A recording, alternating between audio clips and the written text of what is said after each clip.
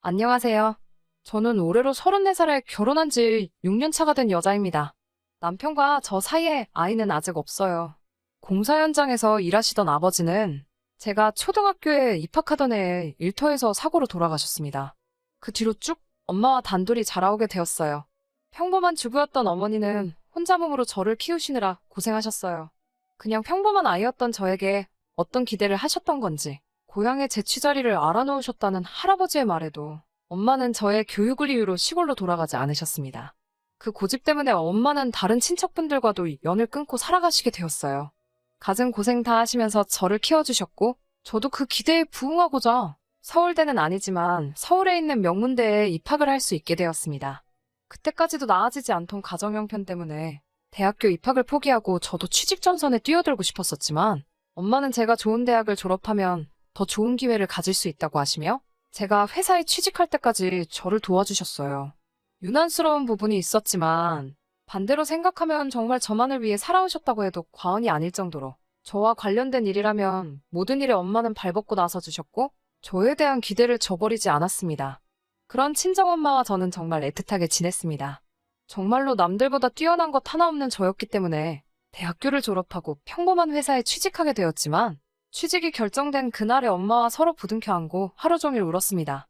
그렇게 저를 아껴주시던 어머니를 2년 전에 잃고 말았습니다. 엄마를 잃은 충격보다 그로 인해 벌어진 어이없는 사건에 대해서 한번 이야기를 해보려고 합니다.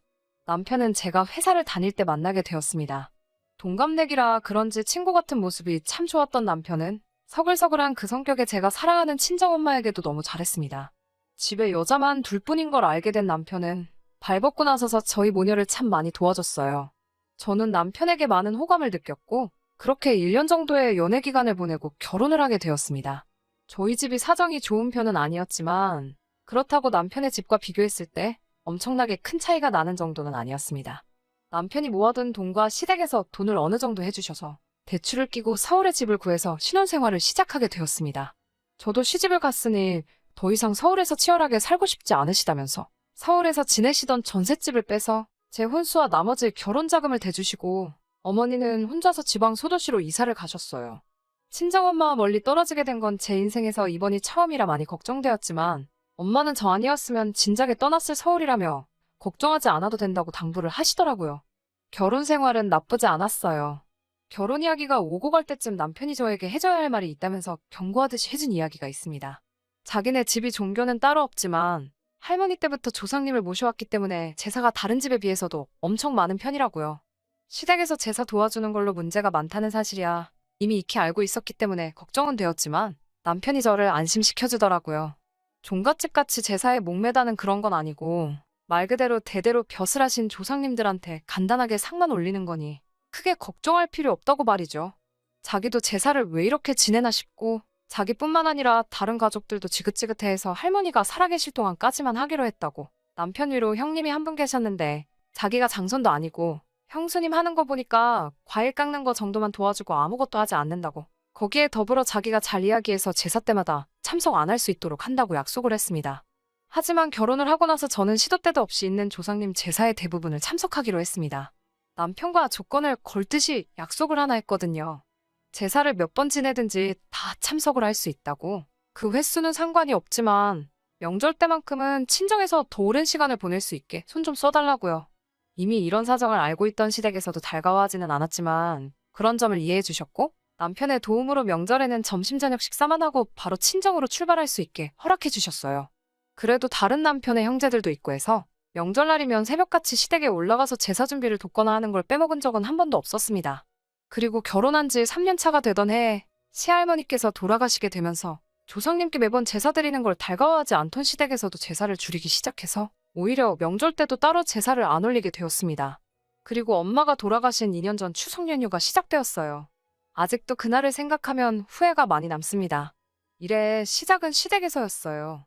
평소처럼 새벽 일찍 도착해 명절 음식 준비를 도왔습니다. 시가에서 모여 저녁 식사가 끝나고 뒷정리를 전부 도와드린 뒤에 친정으로 출발할 준비를 하고 있었어요.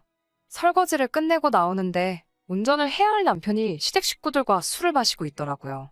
남편에게 운전해야 되는데 무슨 술을 마시냐며 술잔을 뺐었는데 시어머니께 한 소리를 들었습니다. 하시는 말씀이 이제 매번 지내는 제사도 안 지내는데 시가에서 하루도 머물지 않고 친정으로 가는 건 너무 불공평하지 않냐면서요. 제사를 안 지내게 된 만큼 시가에서 반, 친정에서 반을 보내라고 말씀하셨습니다.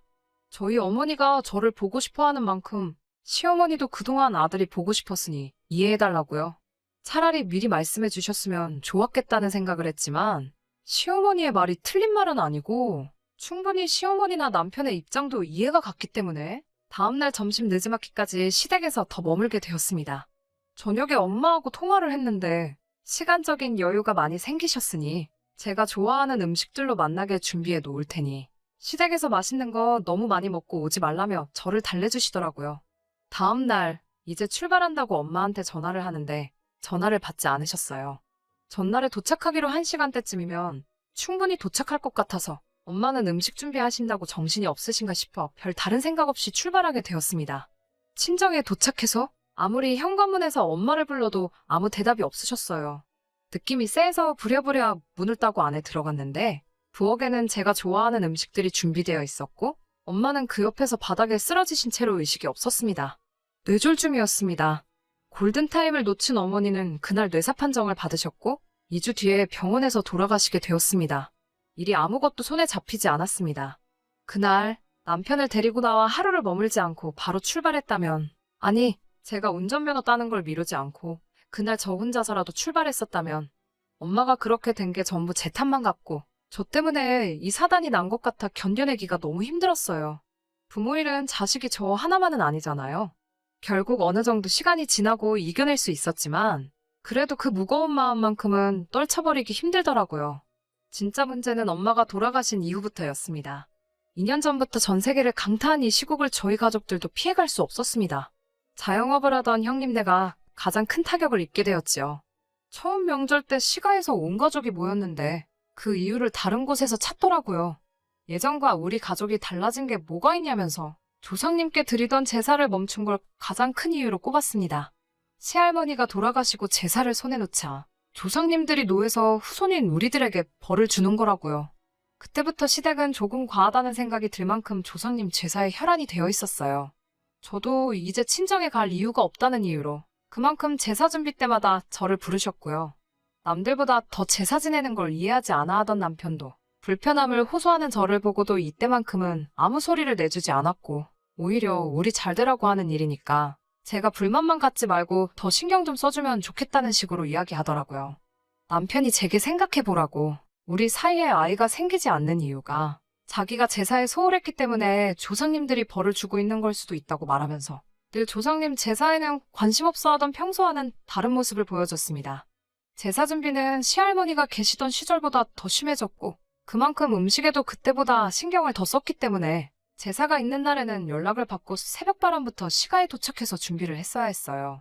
하루는 조상님이 정해준 길일이라며 저와 남편이 서로 몸을 깨끗이 하고 새하얀 옷을 입고 제사를 드린 후 그날 밤에 시도를 하면 아이가 들어설 거라는 어디서 말 같지도 않은 걸 듣고 와서는 제사를 지내고 나서 애 만드는 건 1시간이면 되겠냐고 말하고는 온 가족이 집을 비워주더군요. 배려랍시고 온 가족이 밖으로 나갔다지만 남편과 제가 집이 빈 사이에 뭘 했는지 다 알 거 아니에요. 더군다나 우리 집도 아니고 시댁에서 말이에요. 그 와중에도 진지하게 달려드는 남편을 떼어내느라 아주 미치는 줄 알았어요. 하지만 그런 시댁의 어이없는 노력에도 전 세계적으로 악화되어만 가고 있는 이 시국이 조상님께 제사 몇 번 드린다고 끝나는 일은 아니었어요.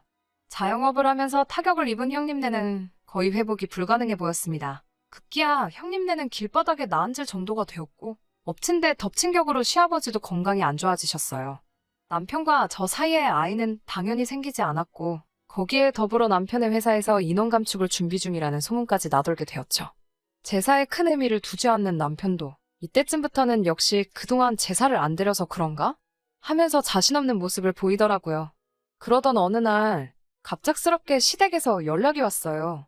제사가 있다고 해서 남편과 둘이 시가에 방문을 했습니다. 이미 형님네까지 참석해서 준비를 하고 있었는데 그날 그 자리에는 모르는 사람이 한 명 있었어요. 형형색색의 옷을 입고 누가 봐도 무당으로 보이는 사람이 한 명 있었습니다. 그 사람은 들어오는 저를 보고는 가까이 다가와서 다짜고짜 인연이냐? 라고 말하며 제 얼굴에 손에 쥐고 있던 쌀을 뿌려버리더니 악기는 물러가라 하면서 요란하게 굿을 시작하더라고요. 저는 어안이 벙벙해서 그 장면을 그대로 보고만 있었는데 어디서 구했는지 제사상에 올라와 있는 우리 엄마의 사진을 보고 정신이 번뜩 들었습니다. 그 무당은 이리저리 돌아다니면서 혼잣말로 계속 짓거려대다가 다시 어디서 쌀을 한 줌 집어와서 엄마 사진에 뿌려버리더니 쌀이 가득 담긴 바가지를 제사상 앞에 올려놓더라고요. 그러고선 제 손을 잡아 끌고 와서 저보고 엄마 사진 앞에 놓아둔 바가지를 밟아서 어서 깨부수라고 하는 거 아니겠어요. 그래야 엄마가 구천을 떠나 좋은 곳으로 가신다고요. 저는 도무지 이게 뭐하는 짓인가 이해를 할 수 없어서 이게 다 뭐하고 있는 거냐고 있는 대로 소리를 질렀지요. 우리 엄마 사진이 여기 왜 있고 이게 지금 뭐하는 거냐며 한참을 화를 내고 있으니 시어머니가 제 팔을 잡아 구석으로 끌고 가서는 설명이랍시고 한다는 말이 저분이 아주 용한 분이신데 집안에 생기는 우환들이 다 저희 엄마가 혼자 돌아가신 게 억울해서 성불하지 못하고 구천을 떠돌면서 시댁에다가 복수를 하고 있는 거라고 다 저와 제 남편이 잘 되게 하기 위해서 하는 거니 저보고 빨리 시키는 대로 하자고 저를 설득하더라고요. 어이없어서 남편을 쳐다봤는데 항상 제 편을 들어줬던 남편도 이게 별다른 의미가 있는 게 아니라 장모님 좋은 곳으로 보내드리려고 하는 거니까 나쁜 쪽으로만 생각하지 말라며 오히려 저를 설득하는 게 아니겠어요? 남편의 그런 모습에 화가 또 나서 넌 이걸 다 알고 있었는데도 나한테 아무 말도 안 한 거냐고 화를 냈더니 고개만 숙이고 아무 대답도 못하고 있더군요. 아무리 엄마가 그날 돌아가셨다는 게 천명이었고 거스를 수 없는 일이라고 한다고 해도 이건 해도 너무한 거잖아요. 그동안 엄마가 돌아가신 것에 대해서 저는 항상 저의 부족함을 탓했지. 그날따라 하루를 더 머물게 한 시댁의 잘못이라고 생각하거나 그때 왜 그랬냐며 시댁을 탓한 적도 한 번도 없었거든요. 그런 것도 모르면서 이젠 우리 엄마를 집안에 말아먹게 만드는 악귀 취급을 하면서 퇴치를 해야 한다고 하는 개소리를 듣고 있자니 그 순간 저도 눈앞에 보이는 게 하나도 없더라고요. 그 길로 저를 붙잡는 시어머니를 뿌리치고 제사상부터 구판까지 하나둘씩 전부 뒤집어 엎어버렸습니다. 고래고래 소리를 지르면서 그 대단한 시댁 조상들 욕을 하기 시작했어요. 니들 조상이 얼마나 대단한 사람들인지는 모르겠는데 우리 엄마 귀신 하나를 당해내지 못해서 무당까지 불러다가 구판까지 버려야 되는 거냐고 엄청난 조상들 났다고 깽판을 부렸어요.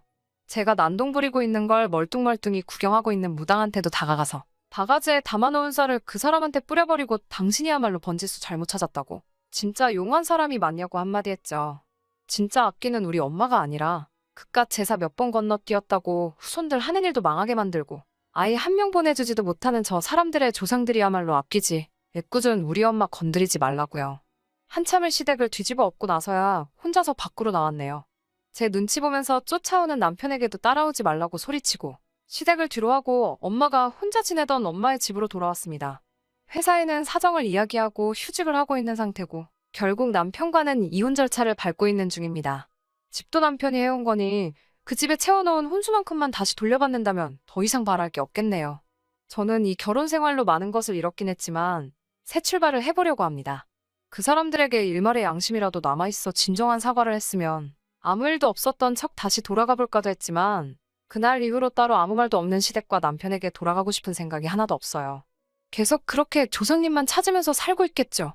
구판까지 버렸어도 조상들한테 정성이 부족했는지 남편은 결국에는 회사에서 정리해고를 당했다네요. 건강이 안 좋아지셨던 시아버지는 아무 일 없었지만 시어머니가 결국엔 유행병에 걸리셨다는 소문을 들었어요. 형님네 가게가 망한 건 말할 것도 없고요. 혹시나 이 사연을 들으시는 분들 중에 조상님을 모시는 분들이 계시다면 제가 그걸 비하를 할 의도가 있다거나 한 게 아니니 넓은 마음으로 이해해 주셨으면 합니다. 그리고 새로운 삶을 시작할 저도 응원해 주세요. 긴 이야기 끝까지 들어주셔서 감사합니다.